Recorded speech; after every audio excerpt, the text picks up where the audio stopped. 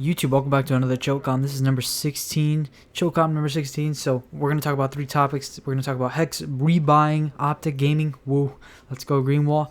Then we're going to talk about the Black Ops Cold War beta and also the Ghost of Tsushima adding a multiplayer mode along with PlayStation 5 and Xbox Series X pre-orders. Let's get into it.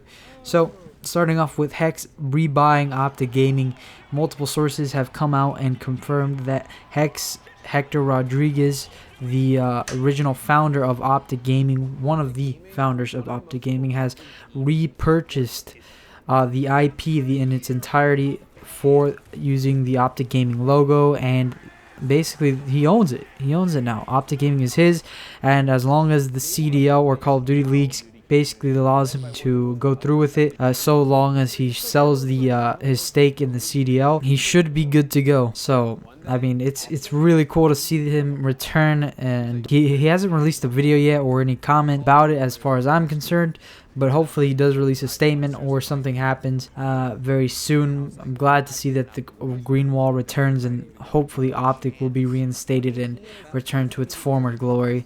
I remember watching those guys since I was young, all the way back in the Black Ops 2 days, so it's just good to see that hopefully OpTic Gaming as a dream and as a team and as a content creator operation kind of continues. I would like to see that very much. Here's to that, and hopefully he can bring it back from the dead. So moving on, so the Call of Duty Black Ops Cold War beta starts on October 8th on the PlayStation 4, and then it goes on the Xbox and PC on the 15th of October, I'm pretty sure. A week away, not too bad, honestly. PlayStation only gets 1 week ahead, and obviously it is only a beta, so there's still plenty of things that will be fixed up until launch. But from what the developers have said, it is a huge step up from the alpha. If you did play the alpha, you know it was mostly skin and bones for what we got. It was just 5 maps. 2 of those were big domination maps, and the other 3 were core base Call of Duty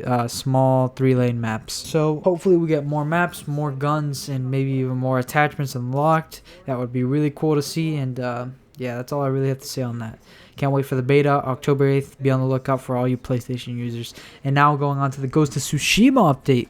Bringing in multiplayer to Ghost of Tsushima. I am currently playing Ghost of Tsushima on the channel, so if you're interested in that, make sure to check it out. I'll leave an annotation for you guys to click on if you are interested in it. Either way, we're going to get a multiplayer update along with many other additions such as a horse, armor, also incarnations, I think they're called. So you can have a flaming samurai sword, which will be really badass. Either way, the official trailer just dropped today, so I'll leave that in the description below for you guys to check out, and I'll be playing it in the background so you guys can see that. Really excited for this update. Haven't finished the story yet. Hopefully I can finish it pretty soon. Really enjoying that game, to be honest, and I hope you guys can't wait for more either. So now I'm going to end this on the Xbox Series X and the PS5 pre-order. So as many of you know, many of content creators, especially big ones or YouTubers, have gotten their hands on the Xbox Series X, and from what they have said and what they've shown us is that the load times and speed times, the SSD makes a difference. Loading times will be quicker, they'll be faster.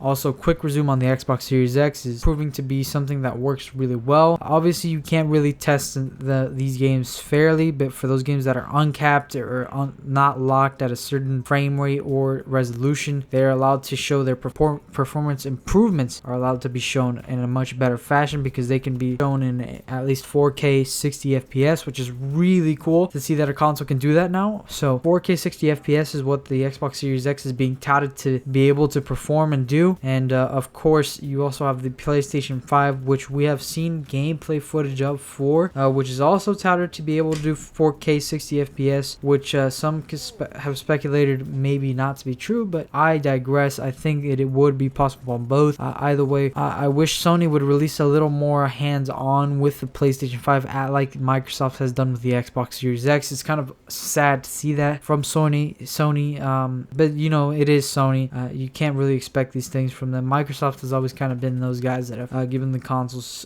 early to give people an idea of what they're getting into. I think this is going to be really tough, man. I think from this point onwards, I don't think there's going to be much more of any pre-orders, even though Sony promised and even though Xbox promised. I think there's no more pre-orders, guys. I think those who were able to get a pre-order early on just got really lucky, and you know, good for them. And for the rest of us, we're just gonna have to wait till, like, I would say late December to even get our hands on one. So here's hoping that we'll be able to get one, and good luck to you all. Either way, guys, that's been the Chocomm number 16. Hopefully you guys enjoyed.